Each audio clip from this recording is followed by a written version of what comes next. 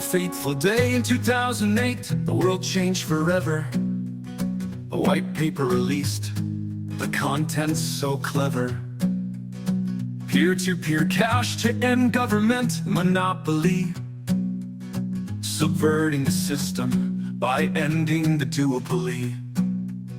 When the state colludes with bankers to control the population, what results is destructive economic stagnation. But market demands formed, demanding freedom and prosperity. An anonymous supercoder flexed his dexterity. When people use Bitcoin, they undermine the system. When they submit KYC, they still resist them. Thermodynamics cannot be taught. An idea whose time has come will not be stopped. When Satoshi looks down at us, he would be proud. We all have fun staying poor at the north corners in the crowd. Resisting surveillance with KYC and compliance. This is cypherpunk culture with the foundation of compliance. How can you argue this is not mass adoption when politicians say that NGU is the only option? Walking through TSA to hear your favorite podcaster. A strategic reserve of stolen funds, says the political master. When compliance becomes defiance, are we missing the point? Submitting to their authority in a security checkpoint.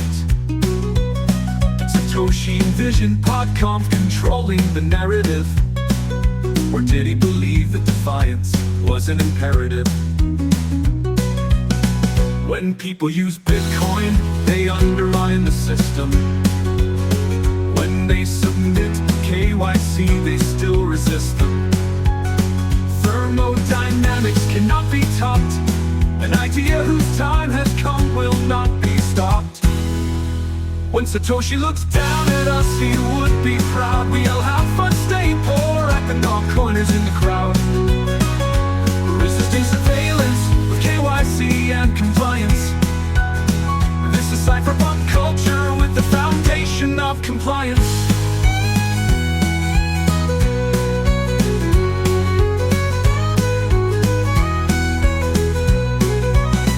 When Satoshi set out, he wanted more Bitcoin podcasts and influencers shilling products to the beaten and downcast. When he looks down at us from above, there is a tear in his eye. Satoshi is proud that the Bitcoin community is so alive.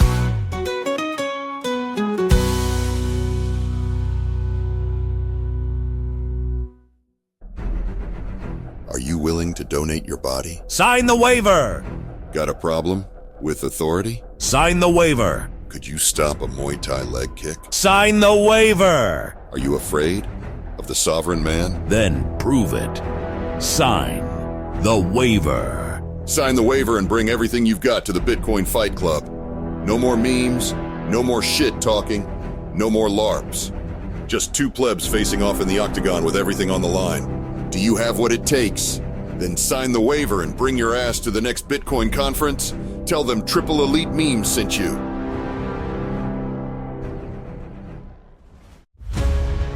This week, Rod and Dick traveled to the Bitcoin Magazine political conference.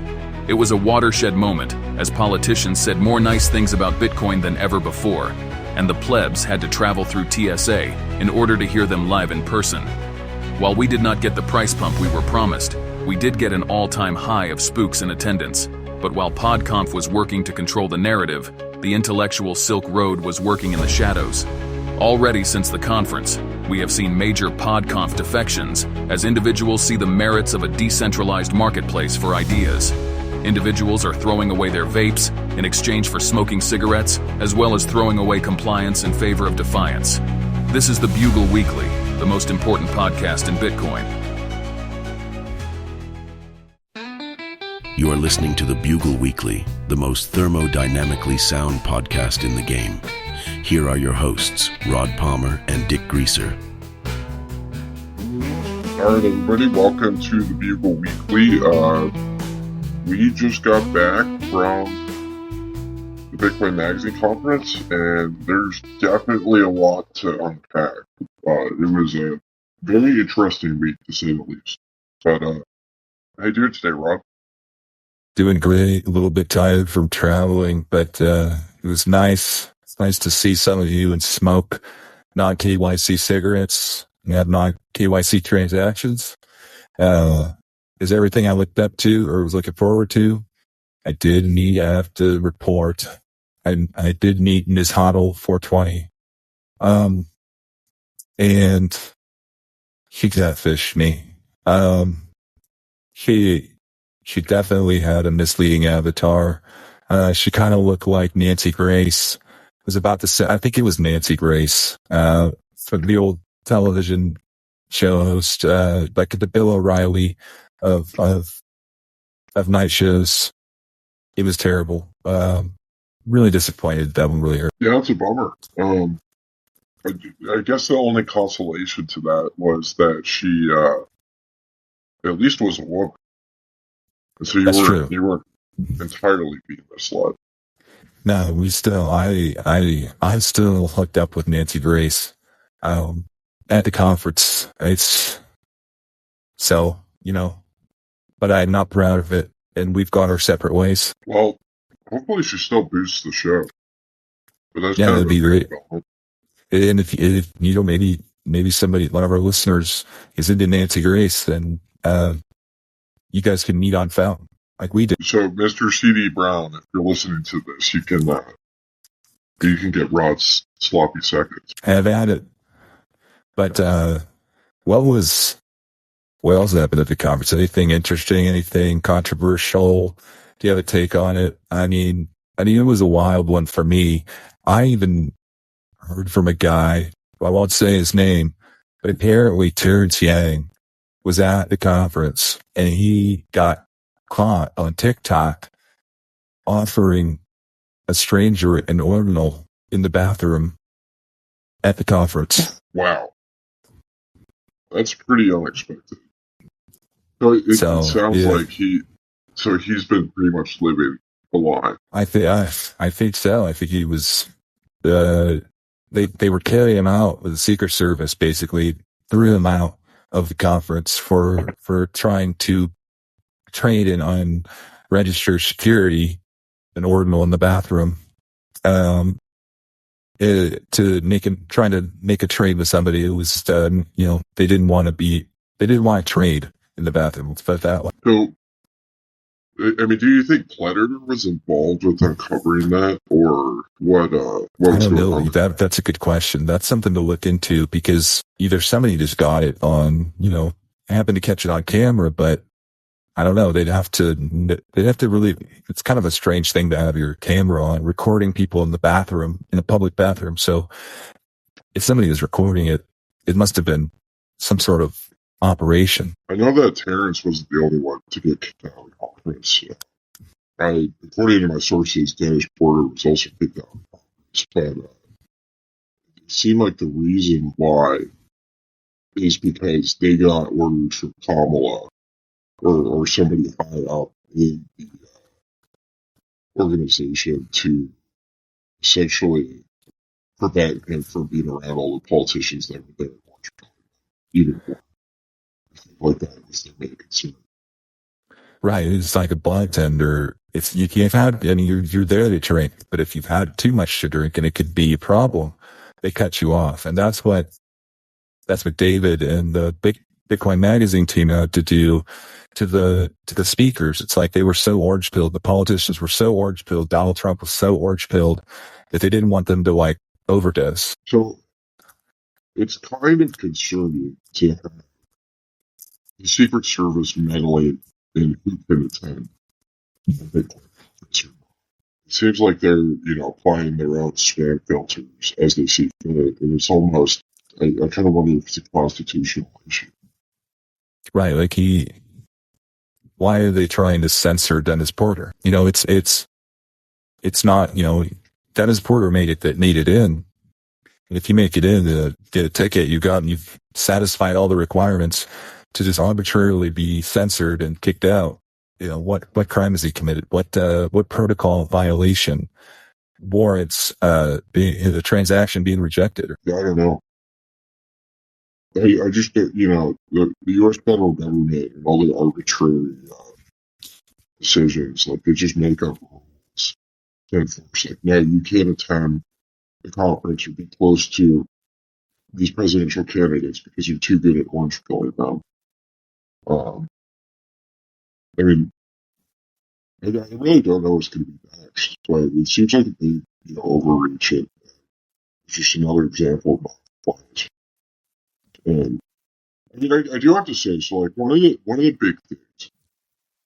So I think every time you walk away from a conference, it's really important to ask the question: would Satoshi be proud? And I would argue that after this conference, Satoshi is very proud. As far as looking at hyper-Bitcoinization and mass adoption, I think one of the most telling signs that Bitcoin has won is that there was TSA at the conference. This is the first Bitcoin conference I've ever been to with TSA. Yeah, it's a really demonstrates the amount of network security that we have. I mean, when Satoshi first launched Bitcoin, the network security was just a couple of people's laptops if they left them running. Like otherwise, it could have been shut down by anybody. But now, on top of mining hash, you have the TSA, we have the Secret Service, we have the National Police Department. Like all are now aligned with the most thermodynamically sound money. And it's like it aligns all of these incentives that the network is now being defended on multiple layers. So it's like, if you have the TSA, that's the Department of Homeland Security for the United States of America defending Bitcoin. Like that is now what they do. That's what Satoshi always knew was possible. And what he was aiming to achieve when he was writing that code in 2008, and his vision was achieved, in just not even 2 decades. This is really the gradually sudden, and I don't think most of us were prepared for sudden. Like how long have the people been begging the government to prove Bitcoin ETFs? And we finally got it. Right. Yeah. Think about this. Like when you said people aren't ready. When in 2018, 2019, if you wanted to meet your favorite Bitcoin influencer in person, you could, and you went to a meetup or a conference, you had access to them right away. And now the Bitcoin has already won and that we're in the suddenly phase. People had to line up in lines, around the Nashville Convention Center, outside around the block, just to see their favorite Bitcoin influencers talk. And some people missed their favorite podcast or their favorite influencer because they didn't get in line in time. There's so much demand to be around to hear the macro wisdom and the technological wisdom of Bitcoin influencers that people are literally lining up in the streets. They're flying from around the world. And, it wasn't like that a couple of years ago. And I didn't expect it. Yeah, I mean, the industry and the landscape, it's changing. And a lot of people aren't expecting it. The reason why people were not prepared is because they've all underestimated things. So we have to. Yeah, I mean, I don't think I underestimated them. I think I've always believed things, because there's this one time I shook his hand. I looked into his eyes. And I just saw the eye of the tiger. I saw determination. It looked like I was staring into, like, it almost looked like his pupils, you could see the reflection of blades coming off of them. And, when you encounter an individual like that, that there's not very many. I can't really think of too many others. I guess, Robert Breedlove is another one. I shook his hand at this conference. I looked into his eyes and uh, uh, I saw an alpha male. And I turned to my right and I shook Lara's hand. And, instead of like a reflection of fire, I saw a reflection of water. It seems like, them together, it's yin and yang complementing each other in a way to create the most dynamic influencer couple ever to exist. And if there was any doubt of Robert Breedlove's alphaness before, having Lara next to him and being confident as a man, with all the things that she's done, it just shows how much of an alpha he is.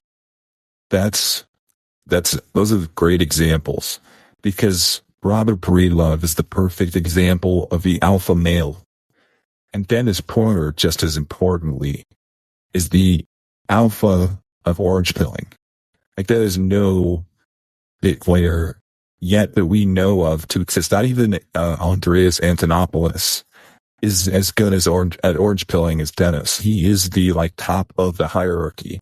And honestly, that's probably why he gets kicked out of conferences and he gets kicked out of the Bitcoin conference, and people are just not wanting him at their events or in their communities, is because he's such an alpha. He doesn't respect, if somebody, say somebody orange pilled Michael Saylor, like Eric Weiss, but Dennis Porter is such an alpha that he might take that over and orange pill Sailor again and come to take credit, and it'll be under Dennis's spell. It's almost like everybody, Dennis orange pills, it's like a vampire. It's like they're under a spell. It's just incredible. Yeah.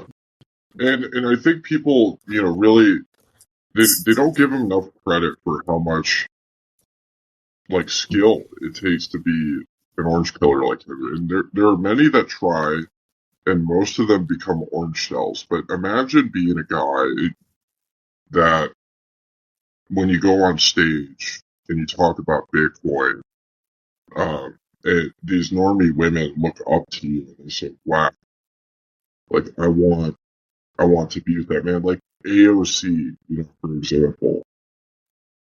AOC, very clearly expressed her attraction towards Dennis in more of a, romantic manner, beyond her interest in Bitcoin being inspired. Dennis could create a reality show where he takes a bunch of orange cells and he helps them get the confidence and the skill to go out to bars and go out to supermarkets and just orange pill chicks at the bar.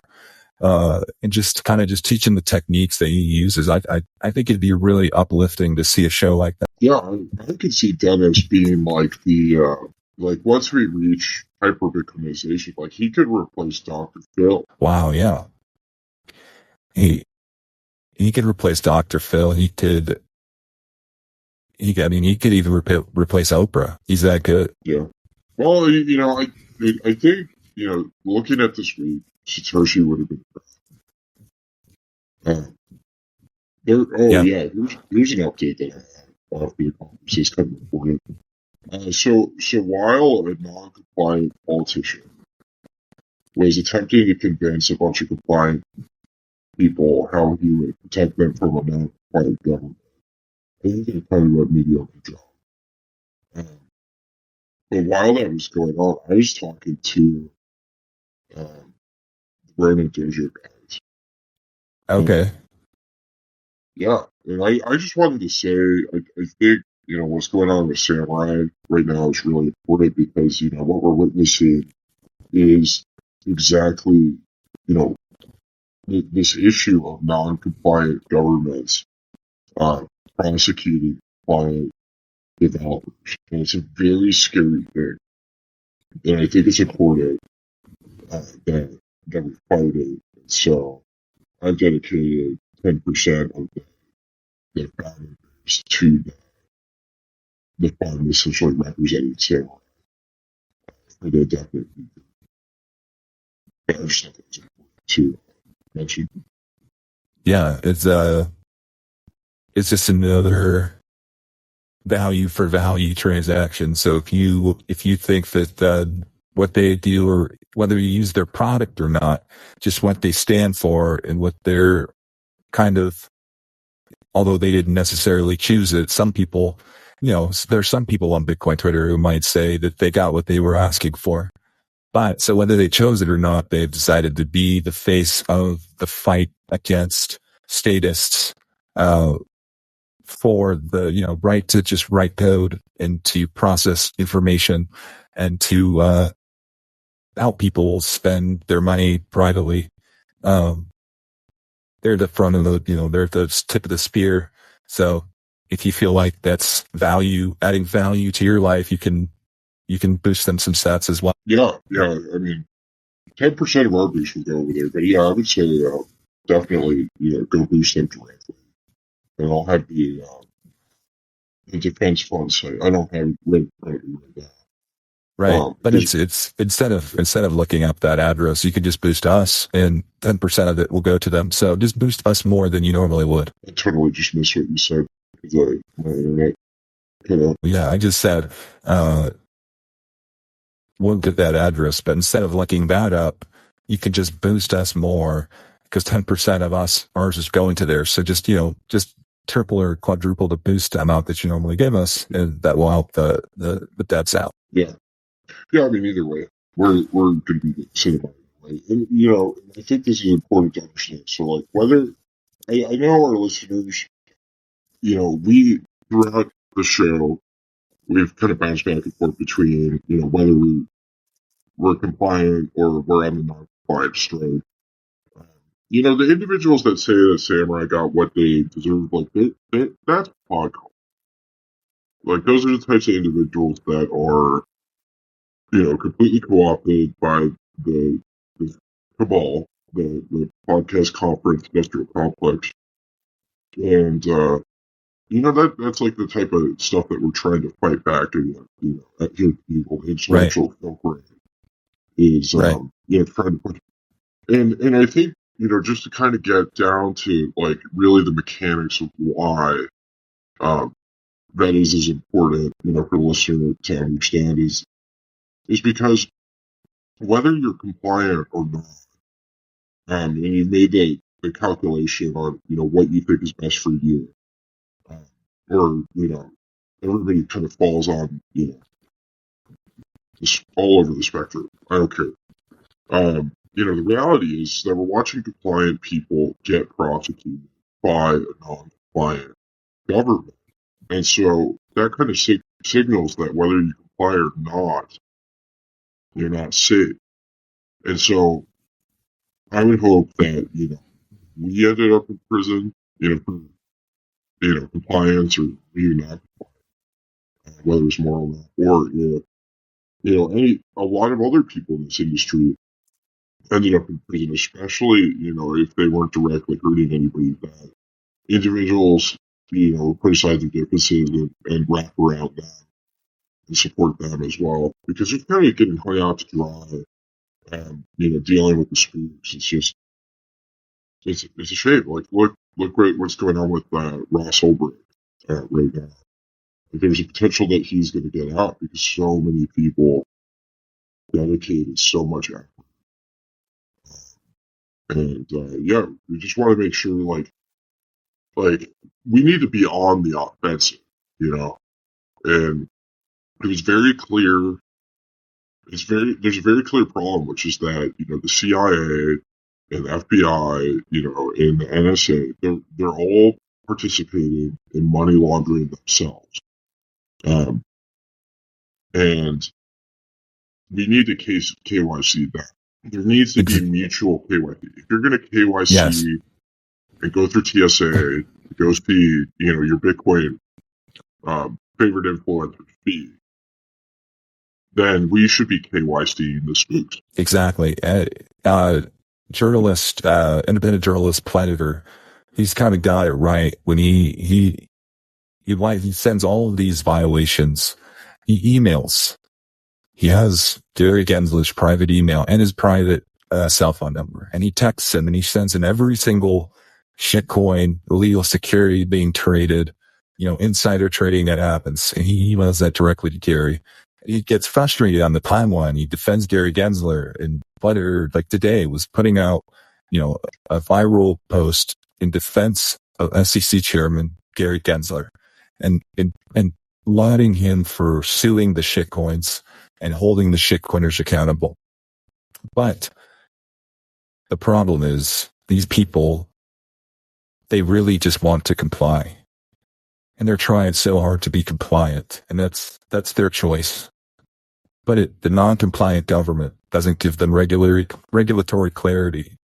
They can't comply, because if they're constantly being arrested, imprisoned, fined, having the businesses shut down because the government's not compliant, then they can't comply. And it is the fundamental, whether you agree with it or not, America is founded on the fact that there is a fundamental right to compliance. And until the government stops being non-compliant, the compliant citizens are being deprived of their rights. Yeah, it's a real shame. And this is, there's people fighting, but we need more people fighting back.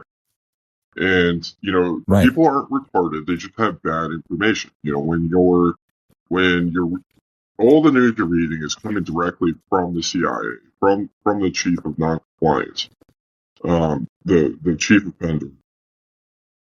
You're going to make bad decisions. You're not going to know how the world works. And they're a bad example. Yeah. They're a bad example. They claim to be the best, but you're following a bad example. You're learning wrong. Yeah, Slay you're your learning. heroes. For some people, slaying your heroes means slaying the IRS.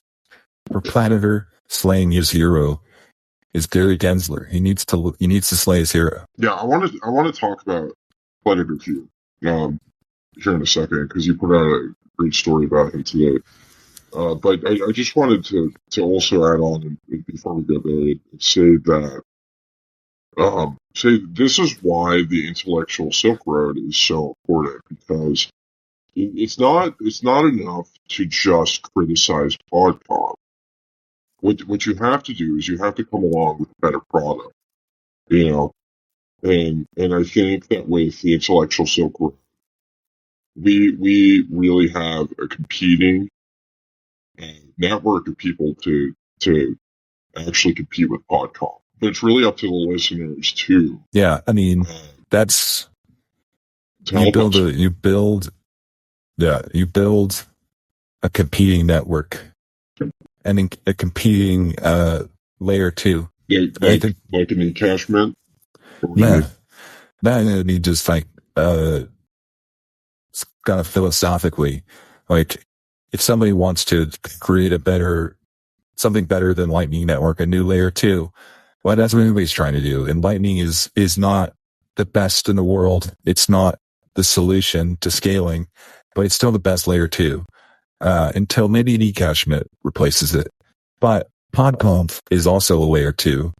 And to defeat PodConf, we just have to build not just a better layer, like an intellectual Silk Road can't just be more principled. It can't just be more, more maxi or more purity or more, everything is the right way. It also has to be more valuable to its members. So the intellectual Silk Road, as it grows, needs people who want to, build a more valuable social layer too, and that might include an eCashMint. Stay tuned. Well, I'm excited because I think that the timing of us really launching this initiative to one, combat PodConf, but also to, create the intellectual Silk Road, build that out. There's a lot of shifting going on in the content marketplace, the Bitcoin content marketplace, Bitcoin podcasting. So, a bunch of strong influencers are no longer employed over there and are free agents. Here pretty soon, Peter McCormick is going to be wrapping up what Bitcoin did. And there's just a lot of turmoil in the podcast space. There's gonna be probably like 100 new Bitcoin podcasts launched per day as the price continues to go. Yeah, it's going to be a vibe shift for sure. The It's already platforms starting. are switching. Yeah. So a lot of Bitcoiners are now on Truth Social. So it seems like there's a shift away from Twitter as being the single place, but there's also more people coming into different platforms. So Truth Social is a pretty hot Bitcoin community, and so is Nostr. Yeah. Before 2000, the late 2010s, there really wasn't much of a Bitcoin Twitter. Before that, everybody was using message boards, but the big one was Reddit. And now Reddit is so censored and so the mods run everything. It's like all the scolds and the stitches and the censors, they run everything. So everybody migrated to Bitcoin Twitter. Well, that same trend is starting to occur, towards Nostr and Truth Social, especially with Trump being a Bitcoiner now, or, speaking at the Bitcoin conference. His followers are becoming orange pilled like crazy. And there's just so many people on Truth Social that are in need of Bitcoin influencers and Bitcoin journalists and Bitcoin news and Bitcoin podcasts. Yeah, speaking of the president or the former president, David Bailey, ushered them in to be an official pleb. And my fear is that instead of joining the intellectual Silk Road, he's going to, go along the side of PodCon and get that real pleb certification. It would be crazy. I mean, the first pleb president. I don't think people are ready for that. I mean, like, what are you gonna do when you throw the pleb party around the conference and TSA shows up? Is pleb party ready to have the TSA secure their party? I mean, it's gonna be crazy. Yeah, or like the beefsteaks, or your local Bitcoin meetup. Like, what are you really gonna? Like, you have to mentally prepare for there to be Secret Service snipers hanging around your Bitcoin meetup to protect these individuals. Yeah, I mean, it's going to be pretty exciting having, politicians and feds at beefsteak. They're going to love it. It's going to be kind of crazy having KYC beefsteak. Well, let's get back to Predator. So you read an article today about how he, well, I want to explore this relationship he has with Gary Gensler. So I would imagine he's pretty upset that Trump would fire Gary Gensler, and that Predator would have to start from scratch in finding a new individual within the government to snitch on. Exactly. He's got a personal line. He is like like a teacher's pet. He's like this, with the snitch, the guy from Recess that would snitch on everybody who was being non-compliant on the playground. This is what. No, hold on, that's not the right one. He deleted it. I guess Predator deleted his pro Gary Gensler. Wait, no, he didn't. He goes, notice how Trump never mentioned FTX, Celsius or Luna. Consumer protections for retail investors on centralized exchanges should be an important pillar of any quote-unquote pro-crypto politician's agenda. But these quote-unquote pro-crypto politicians are all funded by Coinbase and A16Z and are too captured by the crypto industry to ever stand up against them. That's why Bitcoiner representation in government is necessary. I think he meant Bitcoiner. Representation in government is necessary to counterbalance this. Gary Gensler was wrong about many things, but most of his enforcement actions against the crypto industry were entirely justified. Has he ever been on a podcast? I don't think so. I think somebody said they reached out to him, and He said he doesn't do podcasts. What do you think his But voice sounds like? I bet he sounds like, but I bet he sounds kind of like Dieter, but Yeah. a calmer, more anxious Dieter. Yeah, when I think of Predator, I think of like, the guy that has like a boring accounting type job, like you'd see in Office Space, shows up with like a pocket Right. protector, like a white button down with a kind of tacky tie, maybe some like long kind of greasy hair, maybe a little bit overweight. That's kind of how I'm envisioning. But Yeah, that made me think that, Denzler, the tweet I was reading, he was retweeting another guy named Bitcoin Isaiah 58K gang. And he said that Gensler consistently labeled Bitcoin a commodity.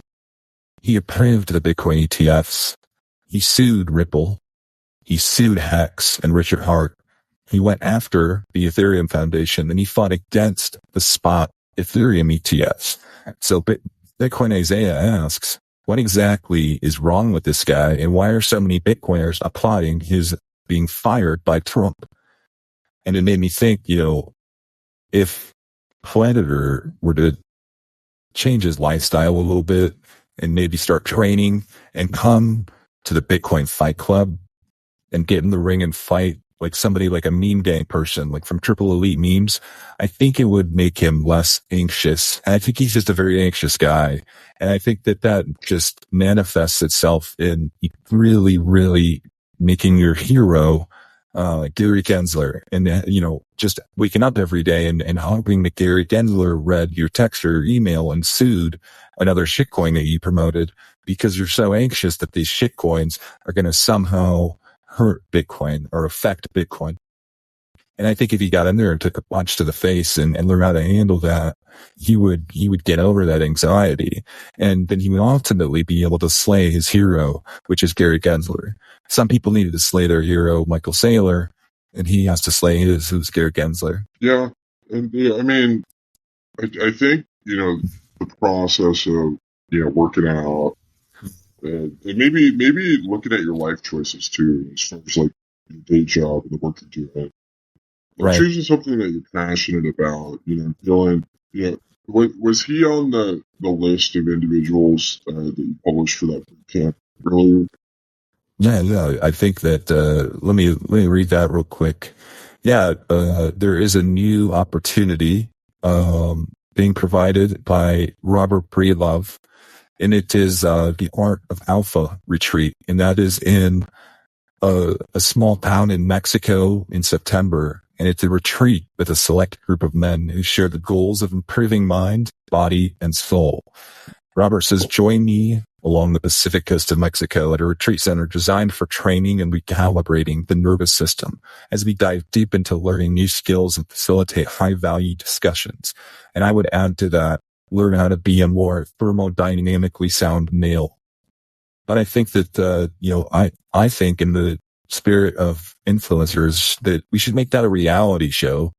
The Art of Alpha could be Robert Breedlove teaching people like Peter McCormack, Luke Dasher, Predator, BitPain, Magoo, Dieter.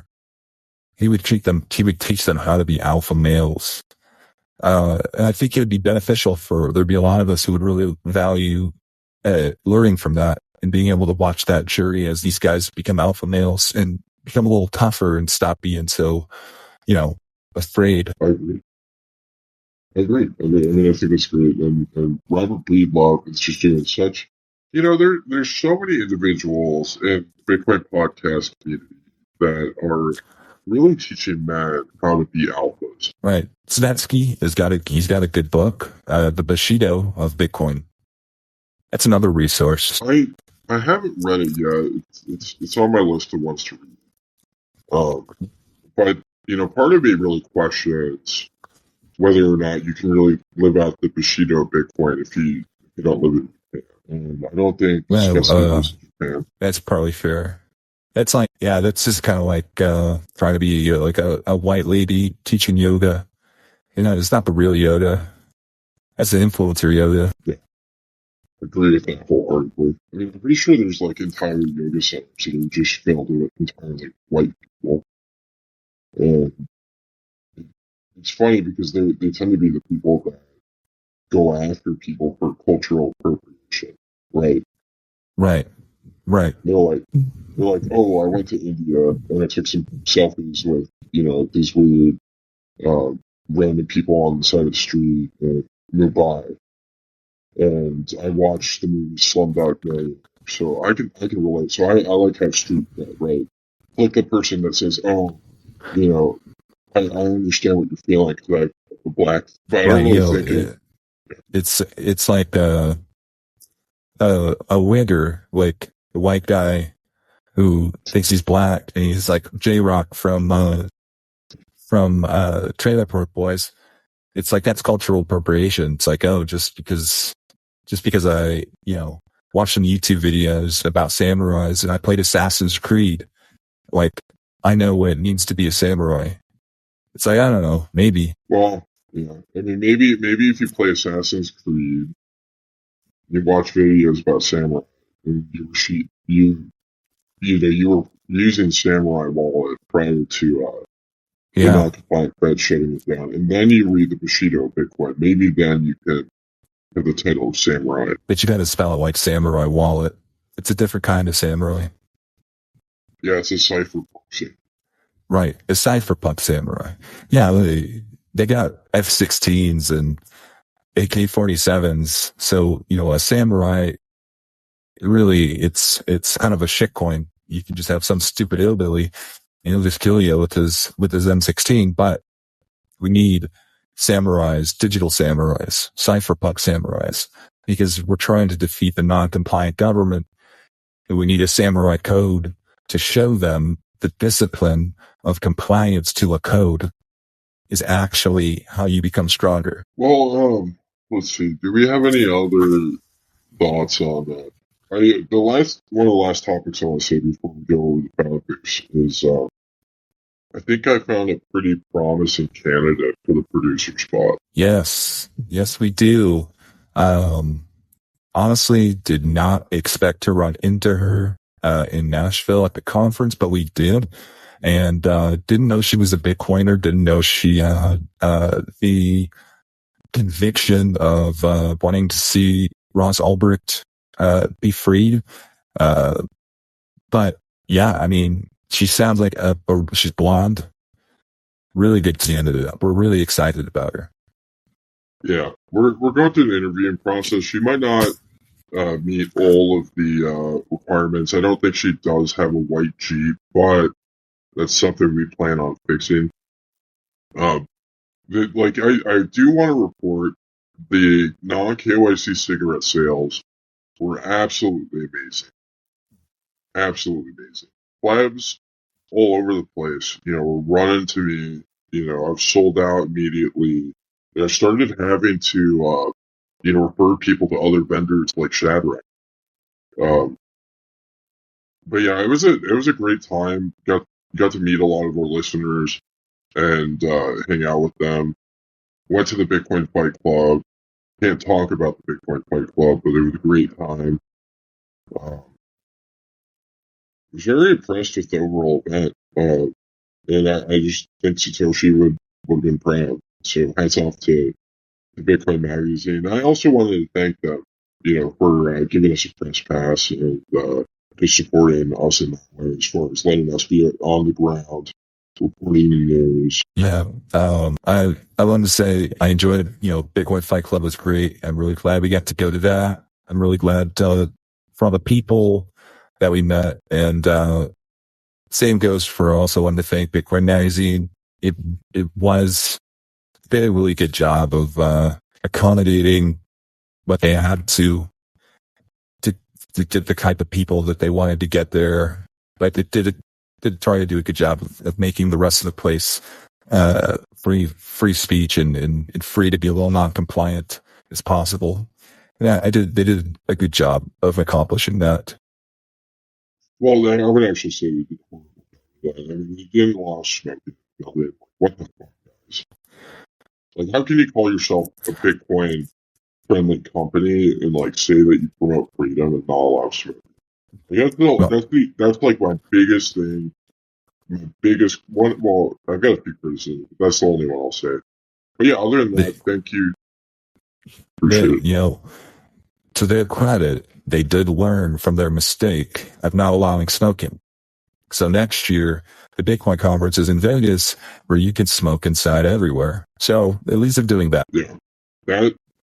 Oh yeah, that's a good point. I mean, how great would it be to go to the pleb party and light up a cigarette with the president? I mean, yeah, what a great story. Come tell your grandkids someday. Like, I was at a plaid party in Las Vegas and I shared a cigarette with the director of the CIA and I didn't even know it. All right, let's get to this. So I'll start with that. I boosted for 20,000 sats. So sorry for my poor audio quality on this one, guys. Yeah, I was on the road, hitting the road. I did not properly check my settings. I think I used the wrong microphone. And I think I fixed it this week. By next week, I think we'll have the problem solved. So we'll actually have a producer working with us.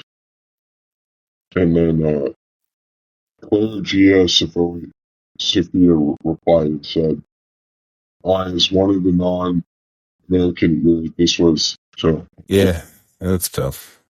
Thanks for listening. Oh, yeah, at least you posted some sats anyway. The next one is 4,200 sats from Southside. He says, Alex new PodConf approved book. He's talking about Svetsky. 12 rules for a compliant life. The uncredentialed remedy to the tried and tested intellectual self-read ways of staying humble, stacking sats. I mean, how many books is this guy going to write? Holy shit. Yeah, that's a lot of books. They must be really good. Do you think he's using the spirit of Satoshi to help him write them? Is this how he's able to put something out? Yeah, that wouldn't be surprising. He's probably going to start putting his own books into the spirit of Satoshi, and that will like spit out even better books. It'll be like a recursive value function. If it's trained well enough, it'd be funny for us to try and write a book using spirit of Satoshi in Svetsky's voice to see if he's trained it well enough. And everybody should also pressure Svetsky if he's using any Bugle content in spirit of Satoshi. He should probably boost his sats for that. The next one is Cantillionaire, based at 1,000 sats. Starting to think Dick's audio quality was affected by the full 10 of zins he just had in his mouth. Ooh, that was a low blow. Yeah, I responded by saying fake news. Problems were a result of not having a smoking hot show. Nice. And yeah, I mean, it's like Zin's gross. I bet you that Robert Breedlove is going to ban Zin use as alpha. I bet Predator choose Zins. That checks. Okay, next one is from Brother Abile, but it's an A.B.I.L.E. And Brother Abile says, even if Brother Greaser was communicating to Brother Palmer via two cans and a string, it would still produce a quality of journalism higher than any podcast show by orders of magnitude. Continue to bring the truth to light. God bless. Well, yeah, appreciate it. I think we do have quite some signal going on here, and part of that has to do with our credentials.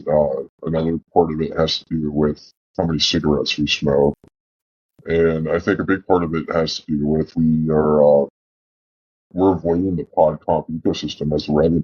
Exactly. Fix the money, fix the world. But if you're getting paid from PodConf, your incentives are going to be PodConf. This is the way it works. Well, I think part of the issue is like most of these PodConf sponsorships, they pay the sponsorship in dollars or tethered. They use USDT to pay the show's sponsor, which just kind of makes it worse. Yeah, that's how. Unfortunately, if we don't get the intellectual Silk Road up and running and competing with PodConf. That's how the world gets priced in USDT. That's how the world gets priced in Tether. Is PodConf is paying all the influencers and all the podcasts, and Tether, that's what the unit of account becomes. Yeah, and that really detracts from people's view that Bitcoin is already won. You know, when they think the dollar is still relevant.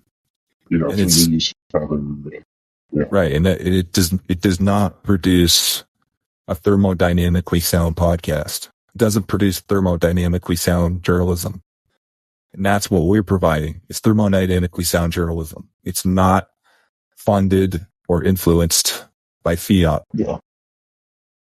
Well, thank you, brother, Yeah. Abile, for the boost and encouragement. Yeah, thank you for the kind words. Thank you for the boost. And the last two boosts we got are from our friend Pies. He boosted us 420 sats for each. He said non-KYC cigarettes, Black's beer, and non-compliance. This is the way. That's right. Thank you, Pies. Well, thank you, Pies.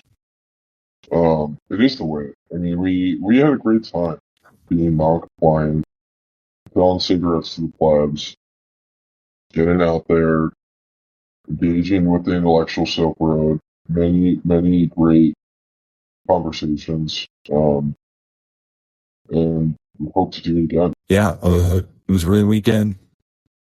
Want to repeat everything Rod said. I agree. And to reiterate, whether or not he loved all the speakers, I think the side parties and the side activities going on at the Bitcoin conference would have made Satoshi cry. Well, I want to thank everybody for tuning to the show. Thanks for the boost. I'm looking forward to trying to recover. It's been a long week. There's a lot to recap. There's a lot to process, and the news is still happening.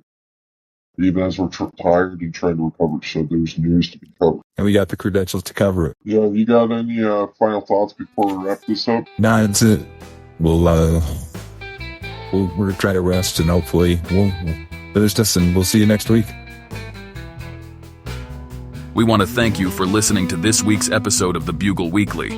Richard once again had some audio issues, which we hope to rectify in next week's episode, where we will hopefully have our new producer on the show, managing things for us. PodConf is attacking the Bugle, and we are ready for the battle.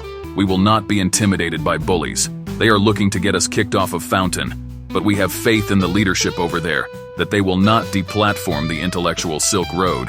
It is a time to be bold and stand your ground, and the Bugle Weekly is ready to lead the charge. Thank you for listening and boosting, and we will see you next week on the Bugle Weekly. I won't be alone.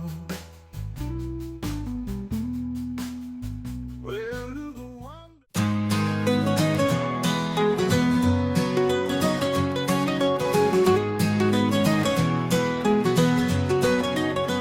On a fateful day in 2008, the world changed forever.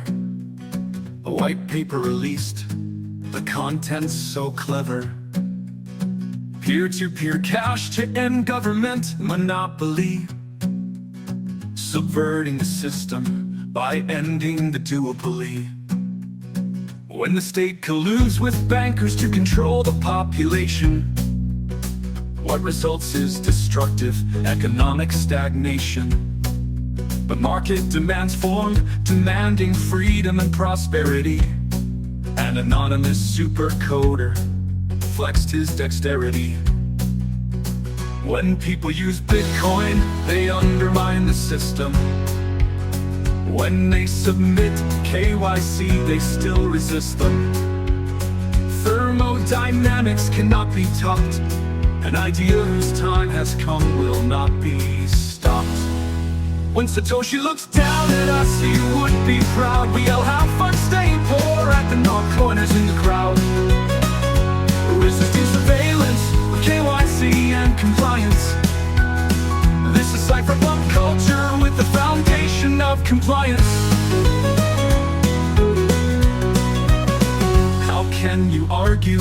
This is not mass adoption. When politicians say that NGU is the only option, walking through TSA to hear your favorite podcaster, a strategic reserve of stolen funds, says the political master. When compliance becomes defiance, are we missing the point? Submitting to their authority in a security checkpoint. Satoshi envisioned PodConf controlling the narrative, or did he believe that defiance was an imperative? When people use Bitcoin, they undermine the system. When they submit KYC, they still resist them. Thermodynamics cannot be topped. An idea whose time has come will not be stopped. When Satoshi looks down at us, he would be proud. We all have fun, stay poor, acting all corners in the crowd. Resisting surveillance with KYC and compliance. This is cypherpunk culture with the foundation of compliance.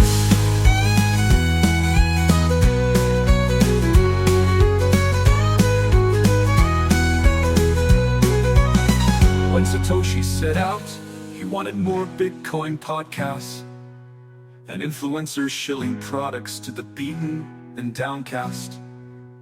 When he looks down at us from above, there is a tear in his eye. Satoshi is proud that the Bitcoin community is so alive.